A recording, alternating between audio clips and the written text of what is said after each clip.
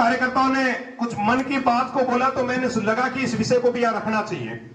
हम सब लोगों का सौभाग्य है कि हम भारतीय जनता पार्टी में काम कर रहे हैं। मुझे कोई ये पूछता है कि आखिर भारतीय जनता पार्टी में काम करना क्यों गौरवशाली है, तो मैं उन सब से कहता हूं कि आज जब हम लोग मंगल सिंह जी और इनसे भी बड़ी उम्र के लोगों के पास में बैठते हैं तो वो सीना चौड़ा करके ये कहते हैं कि हमने भारतीय जनता पार्टी में उस समय काम किया जब देश में आपातकाल लगा था। हमने भारतीय जनता पार्टी में उस समय काम किया जब हम जेल गए थे, हमने डंडे खाए थे और बीजेपी का झंडा पकड़ा था। मैं आप सब नौजवानों से आज इस मंच के माध्यम से कह रहा हूं कि जीवन के 70 और 80 साल के पड़ाव में जब हम लोग बैठेंगे तो सीना चौड़ा करके कहेंगे कि हमने भारतीय जनता पार्टी में उस समय काम किया जब देश की कमान नरेंद्र मोदी जैसे व्यक्ति के हाथ में थी। हम लोग सीना चौड़ा करके कहेंगे कि हम भारतीय जनता पार्टी में उस समय मंडल अध्यक्ष के तौर पर काम कर रहे थे जब देश से धारा 370 हटाई गई थी।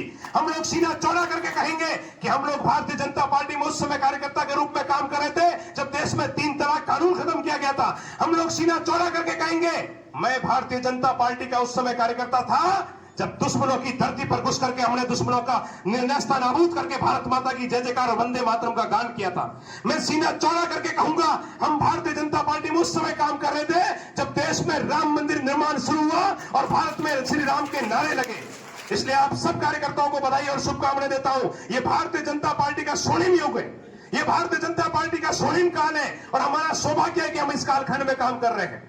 आदरणीय जिला अध्यक्ष जी ने कहा कि पार्टी का काम बहुत जिम्मेदारी का काम होता है। मैं आप सब लोगों से आग्रह करता हूं जिनके मन में और दिमाग में कोई खुरापात है कि मैं पार्टी में काम नहीं करूंगा या मैं कार्यशाला में नहीं जाऊंगा तो शायद पार्टी का काम रुक जाएगा, ये अपने दिमाग से निकाल दीजिए। देश और दुनिया की सबसे बड़ी पार्टी है, आप नहीं आओगे तो आपका भाई आएगा, कोई न कोई काम जरूर करेगा।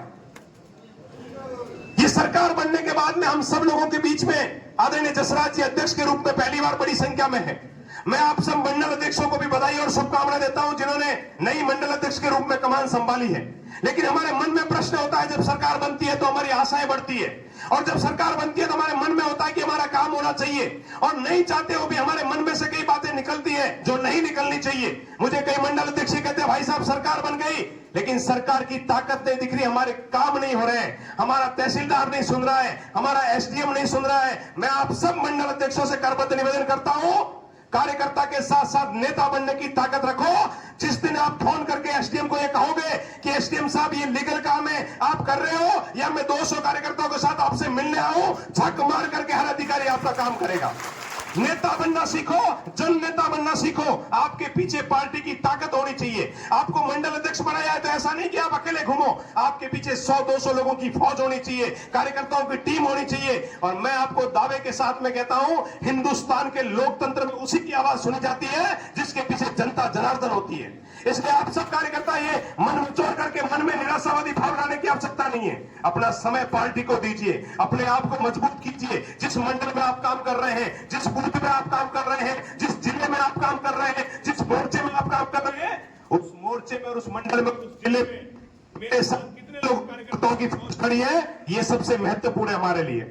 इसलिए आप सब कार्यकर्ता बंधुओं से आग्रह करूंगा मजबूती के साथ में पार्टी के लिए काम करिए। और दूसरा एक निवेदन मैं आप सबसे करता आया हूं और आज फिर कर रहा हूं, हम सब लोग एक चीज का बहुत ध्यान रखें। राजनीतिक क्षेत्र में जब काम करते हैं तो मैं निसंकोच कहता हूं हर मंच पर, ये जिला अध्यक्ष जी का आदमी है, ये एमएलए साहब का आदमी है, ये मंत्री जी का आदमी है, ये प्रमुख साहब का आदमी है, ये प्रधान साहब का आदमी है। अपने दिमाग से सारी बातें निकाल दीजिए। भारतीय जनता पार्टी का कार्यकर्ता केवल और केवल कमल के फूल का आदमी है, वो केवल और केवल भारतीय जनता पार्टी का कार्यकर्ता है। उसका समर्पण, उसकी निष्ठा अपने नेताओं के प्रति 100% है, उसमें कोई शक नहीं है। लेकिन वो आदमी है तो केवल कमल के फूल का है, वो आदमी है तो भारत माता की जय जयकार और वंदे मातरम के नारों का है। इसलिए मन में से सारे सवाल निकाल करके मुझे केवल भारत की स्वाभिमान के लिए काम करना है, मुझे इस देश में भारत माता की जय जयकार और वंदे मातरम को प्रबल करने के लिए काम करना है। इसलिए आप सब लोगों से आग्रह करता हूं, ये जो 2025 में वक्फ बिल आया है,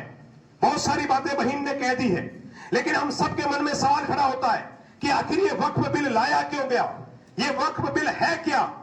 मैं आप सब लोगों से आग्रह कर रहा हूं, जिन लोगों ने देश में धारा 370 हटाने से पहले ये कहा कि अगर 370 हटाई तो खून की नदियां बह जाएगी, ये नरेंद्र मोदी का नेतृत्व था जिन 10% मुसलमानों ने मुस्लिम समाज को बदनाम करके उनके नाम पर राजनीति की, आज वो सारे जेलों में सड़ रहे हैं, क्योंकि उन्होंने 2-2 हजार रुपए देकर के जम्मू कश्मीर में गरीब मुसलमान के बच्चों को तो पत्थर बरसाए और खुद की औलादें उनकी विदेशों में पढ़ती गई। आज वो सारे खुल करके देश के सामने आ गए और जेल की सलाखों के पीछे बैठे हैं।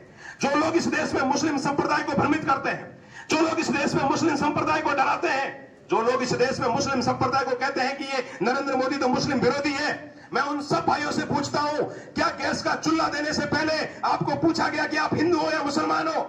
क्या आपको शौचालय देने से पहले आपसे पूछा गया कि आप हिंदू हो या मुसलमान हो? क्या आपको प्रधानमंत्री आवास में मकान देने से पहले पूछा गया कि आप हिंदू हो या मुसलमान हो? क्या आपके घर में आने वाली किसान निधि से पहले आपको पूछा गया कि आप हिंदू हो या मुसलमान हो? जब आपको कोई भी सरकारी योजना का लाभ देने से पहले मोदी सरकार ने नहीं पूछा, तो वो कौन लोग हैं जो आपके नाम पर राजनीति करके आपको गुमराह करते हैं? वो कौन लोग हैं जो आपके नाम पर अपनी रोटियां सेक रहे हैं? वो कौन लोग हैं जिनके बच्चे विदेशों में पढ़ रहे हैं और आपके बच्चों को पेंशन की दुकान निकालने पर मजबूर कर रहे हैं? वो कौन लोग हैं जो इस देश में खड़े रह करके भारतीय जनता पार्टी का विरोध करता है और वो ये कहते हैं कि साहब ये जो वक्फ कानून आया है, मुसलमानों को इस बात से डराते हैं, आपकी मस्जिदों पर कब्जा कर लेंगे, आपके मदरसों पर कब्जा कर लेंगे, आपकी जमीनें हिंदू समाज को दे देंगे। माननीय नरेंद्र मोदी जी ने स्पष्ट कहा है, किसी भी मदरसे पर, किसी भी मस्जिद पर, किसी भी धार्मिक स्थल पर न तो कब्जा किया जाएगा न उसको हटाया जाएगा। यह नरेंद्र मोदी जी ने स्पष्ट कहा है। और जो लोग भारतीय जनता पार्टी पे सवाल खड़ा करते हैं, जो लोग ये कहते हैं कि देश में मुसलमानों का खिलाफत करती है भारतीय जनता पार्टी, उन सबसे मैं एक सवाल करता हूं। अपने मन को झकझोरिए। आदरणीय जोगेश्वर जी ने कहा है आपको घर जाकर के बंद कमरे में बैठ करके विचार करना कि आजादी से लेकर आज तक किन लोगों ने हमारे वोट का दुरुपयोग किया है, कौन वो लोग थे जिन्होंने मुस्लिम समाज को भ्रमित और गुमराह किया है। इस देश में भारतीय जनता पार्टी पहली ऐसी पार्टी है जिसने अब्दुल कलाम को राष्ट्रपति बना करके घर घर पूजने पर मजबूर किया, मजबूती के साथ में अब्दुल कलाम को बाहर घर पहुंचाया। मैं मुस्लिम समाज से कहना चाहता हूं, हम वो लोग हैं जो अस्फाकुल्ला खां की पूजा करते हैं, हम वो लोग हैं जो अब्दुल हमीद की पूजा करते हैं। इस देश में अगर खड़े रह करके भारत माता की जय जयकार करेंगे तो कंधे से कंधा मिला करके आपके साथ काम करेंगे। और इसी देश की धरती पर खड़े रह करके अगर अफजल हम शर्मिंदा है, तेरे कातिल जिंदा है और कसाब का समर्थन करेंगे तो कतई भारत में आपको स्वीकार नहीं किया जाएगा। ये खुले मंच से कहते हैं। हम इस देश में रहना है तो इस देश की बात करनी पड़ेगी। इसलिए आप सब लोगों से आग्रह करता हूं, ये वक्फ का दर्द उन लोगों को है जो 10% लोगों ने इस वक्फ की संपत्तियों पर कब्जा किया। 11वीं शताब्दी में एक दान देने की परंपरा शुरू हुई और वो आगे बढ़ते हुए अंग्रेजों के काल में धीरे धीरे वो कानून का रूप लिया और 1954 में भारत के अंदर एक कानून का उसको जामा पहनाया गया। 1995 में और 2013 में कांग्रेस ने अपने स्वार्थों की सिद्धि करने के लिए उसमें कुछ शक्तियां और डाल दी गई। जो लोग ये सवाल करते हैं कि मोदी जी को इस कानून में संशोधन करने की जरूरत क्यों पड़ी, मैं बहुत सिंपल सी बात आपको समझाता हूं। मान लीजिए मेरे पास में 10 बीघा जमीन है, मैंने ये कह दिया कि ये 10 बीघा जमीन में वक्फ को वो देता हूं, तो वक्फ बोर्ड की जो कमेटी है उसका ये फर्ज बनता था कि उस 10 बीघा की जमीन में 2 बीघा पर कोई धार्मिक स्थान खड़ा करते। उस 10 बीघा में से 2 बीघा में मुस्लिम समाज के बच्चों के लिए कॉलेज और स्कूल बनाते। उस 10 बीघों में से 2 बीघों पर मुस्लिम समाज के लिए कोई हॉस्पिटल बनाते। उस 10 बीघों में से 2 बीघों पर अनाथ बहनों के लिए कोई अनाथ आश्रम और वृद्धाश्रम बनता और मुस्लिम समाज की मूल रूप से आर्थिक कमजोर लोगों को उसका फायदा मिलता। लेकिन हुआ क्या, उस 10 बीघा में से 2 बीघा पर धार्मिक स्थान बना करके उसको धार्मिक जामा पहनाया गया और पीछे की 8 बीघा पर बड़े बड़े मॉल बना करके उनको बेच दिया गया और वो सारी संपत्ति उन मुस्लिम नेताओं के घर पर गई जिनका धर्म और संस्कृति से और हिंदुस्तान से कोई लेना देना नहीं है, उनका मुस्लिम समाज से कोई लेना देना नहीं है। उसका एकमात्र उद्देश्य था वक्फ के नाम पर भ्रष्टाचार करके अपने घरों को भरना। और जब उनके नस पकड़ी गई तो दर्द हुआ देश भर के अंदर।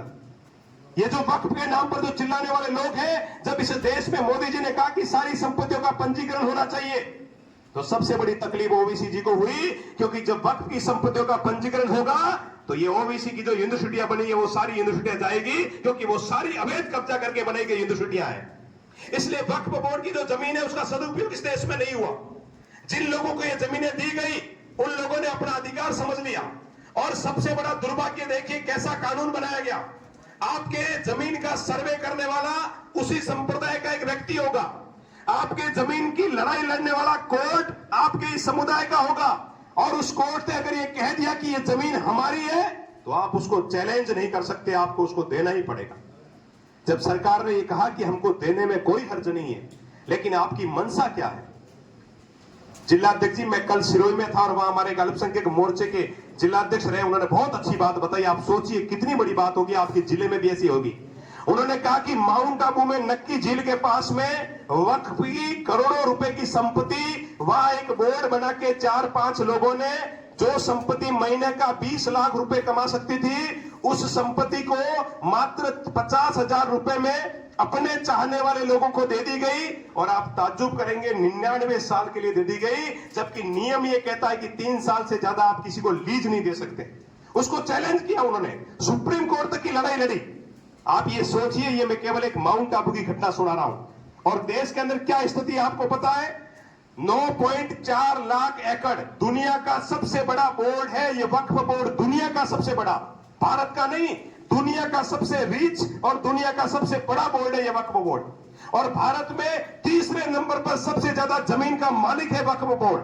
आप भारत के सेना को और रेलवे को छोड़ दें तो तीसरी सबसे बड़ी जमीन किसी के पास में है तो वो वक्फ बोर्ड के पास में है। देश में 8.7 लाख प्रॉपर्टीज वक्फ बोर्ड के पास में है, और देश में 1.2 लाख करोड़ की आय वक्फ बोर्ड से होती है। वो कहां गई सब आय? किसके घरों में गई वो सब आय? जिन लोगों ने इस पर कब्जे किए, कर्नाटक के अंदर 2200 करोड़ एकड़ की जमीन अरबों रुपए के अंदर बेच दी गई। और आप सब लोगों को ताज्जुब होगा, क्योंकि कांग्रेस के पेट में दर्द इसलिए हो रहा है कि देश में वक्फ बोर्ड में सबसे बड़ा घोटाला करने वाले में एक नेता का नाम मल्लिकार्जुन खड़गे भी है, जो उनका राष्ट्रीय अध्यक्ष है। इससे बड़ा दुर्भाग्य क्या हो सकता है कांग्रेस के लिए?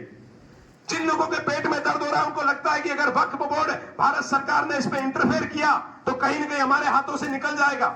वो मुस्लिमों को भ्रमित करते हैं, उनको सड़कों पर उतारते हैं, उनको कहते हैं आपकी मस्जिदें ले ली जाएगी, आपको घरों से निकाल दिया जाएगा। और उन्होंने सवाल खड़े किए कि मुस्लिम समाज की धार्मिक संस्थाओं में हिंदुओं का क्या काम है। कुछ नेताओं ने यह भी पूछा कि आपकी संस्थाओं के अंदर कितने मुसलमान हैं।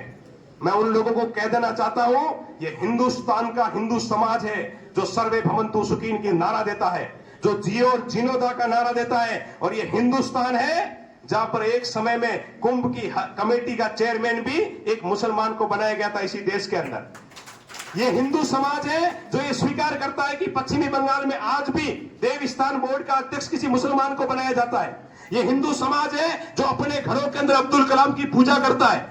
इसलिए हमारे मंदिरों पर तो देवस्थान ने अपना कंट्रोल में ले लिया।